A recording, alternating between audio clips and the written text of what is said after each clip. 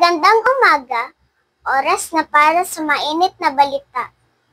Ako po si King Solomon E. Gomez, ang maghatid sa inyo ng mga balita. Mainit na balita, nagkaroon po ng minor phreatomagmatic eruption ang Bulkang Taal mag-alas 7 ngayong umaga.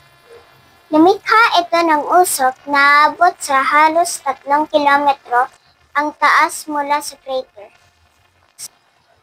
Ayon sa PHIVOX, nangyayari ang phreatomagmatic eruption pag nagkakaroon ng interaction sa tubig, ang magma sa loob ng bulkan. Sa ngayon po ay nananatili po sa Alert Level 1 ang Bulkang Taal. Ibig sabihin po niyan may low level na algoritmo ang bulkan. Kaya bawal pong pumasok sa initalagang permanent danger zone. Samantala, dumako na naman tayo sa News Satellite Studio sa Tungpong Manga Elementary School News. Narito ang aking kasamang si Mari Flores na mag-uulat sa kaganapan tungkol sa Bagyong Uwan. Mari, pasok! Magandang araw Pilipinas! Ako po si Atalia Mori Flores mula sa Tungkong Manga Elementary School. At narito ang pinakahuling balita tungkol sa Bagyong Uwan. Dinaas na ng pag-asa sa Signal Number 4 ang lalawigan ng Catanduanes at Hilang.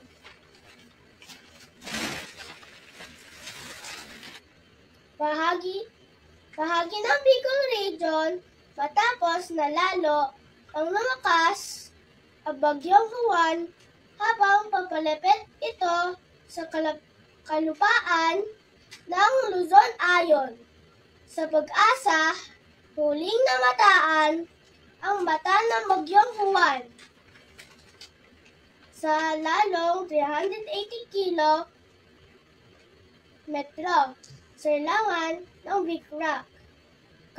Catanduanes, taglay nito ang lakas ng hanggang 150 kilometro kada oras at pagbuksong umabot sa 190 kilometro kada oras. Patuloy itong kumikilos pakunluran, hilagang, kanluran at may posibilidad pang maging super typhoon bago tuluyang tumama sa lupa. Inasahang tadaan ang mata ng bagyo malapit sa Catanduanes at tatama sa kalupaan ng Aurora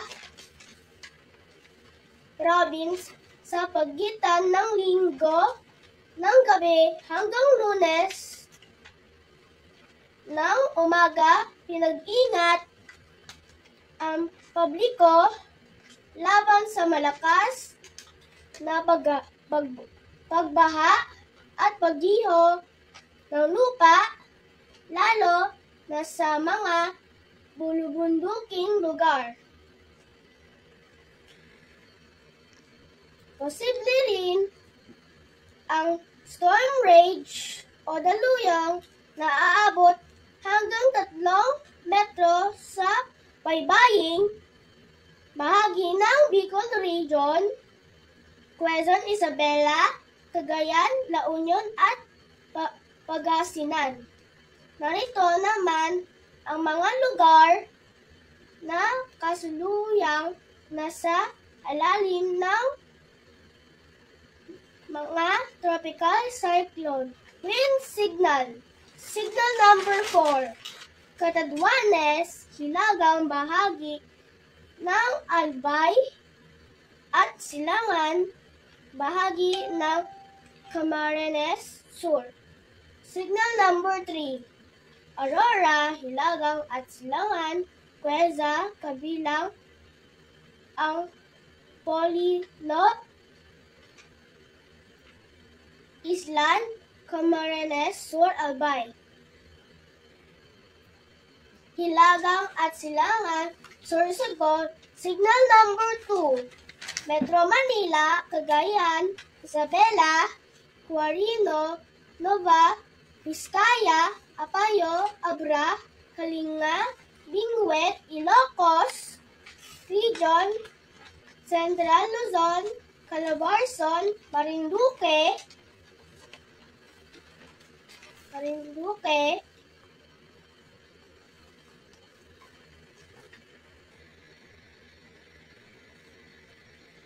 Hilagang at Silangan, Sorsogon. Signal number 2. Metro Manila, Cagayan, Isabela, Quirino, Nova, Vizcaya, Apayao, Abra, Kalinga, Benguet, Ilocos Region, Central Luzon, Calabarzon, Marinduque, Central Luzon, Hilagang bahagi ng Oriental Mindoro, Coyo Island, Samar Eastern, Samar Iliran, Hilagang Romblon, ilang bahagi, Masbate. Signal number 1.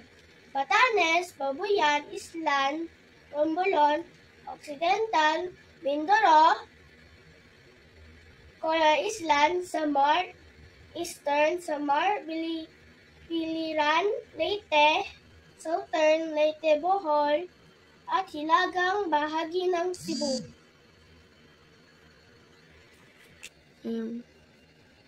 Magdudulot din ng malakas na pag-ulan ang bagyong Juan sa silangan bahagi ng Visayas at Luzon, kaya pinapayuang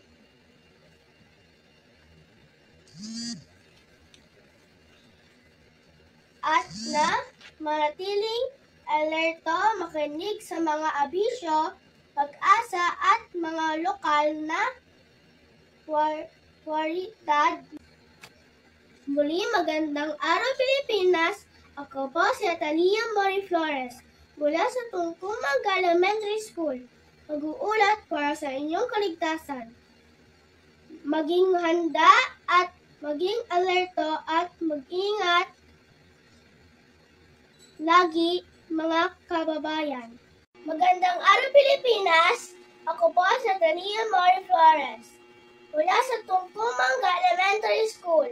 At narito ang pinakahuling balita tungkol sa bagyong Juan.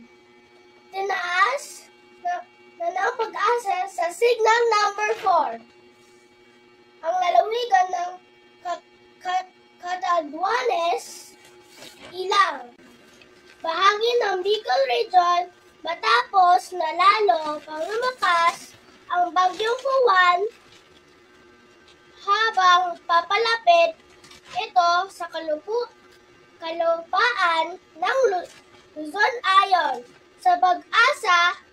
Huling namataan ang mata ng bagyong Juan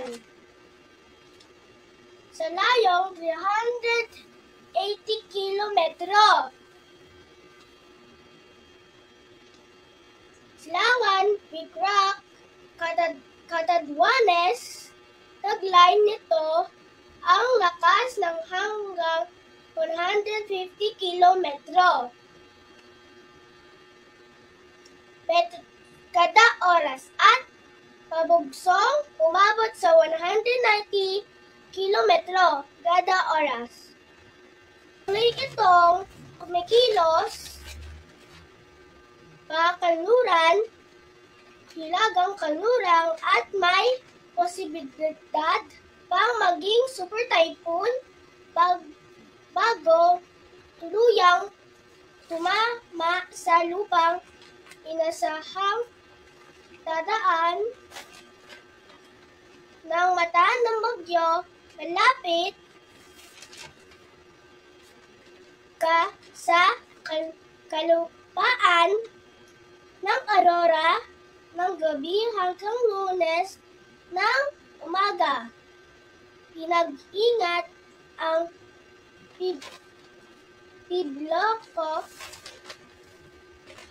laban sa malakas na pagbaha at pagguho ng lupa, lalo na sa mga bulubunduking lugar. Posible rin ang storm rage o daluyong na aabot hanggang 3 metro sa mga baybaying bahagi Bicol Region, Quezon, Isabel, Cagayan, La Union at Pangasinan. Narito naman ang mga lugar na kasuluyang nasa ilalim ng mga tropical cyclone wind signal number 4. Catanduanes, Silagang, bahagi ng Albay at silangang bahagi ng Camarines Sur. Signal number 3, Aurora, Hilagang at Silangan, Quezon, kabilang Polilo, Islan, Camarines Sur, Albay, Hilagang at Silangan, Sorsogon. Signal number 2, Metro Manila,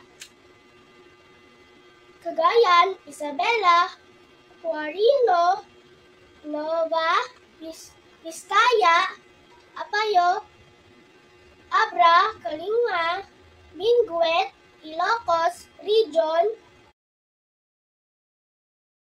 Signal number 1, Batanes, Babuyan, Island, Romblon, Occidental, Mindoro,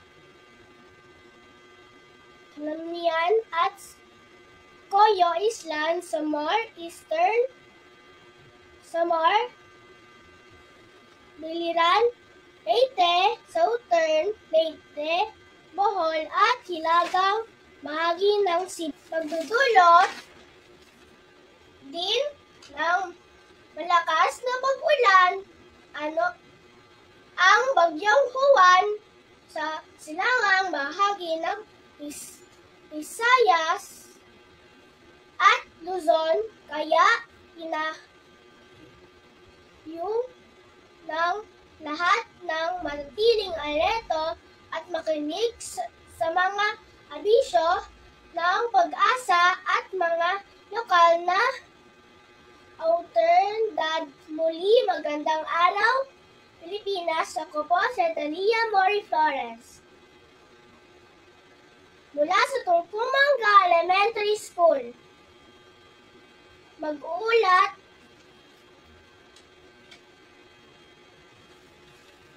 ng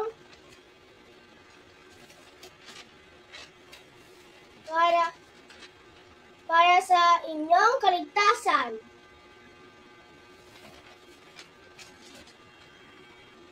Maging handa at manatiling alerto at mag-ingat lagi, mga kababayan. Salamat, Mori, at yan ang mainit na balita sa araw na ito. Magandang umaga mula sa SSC News.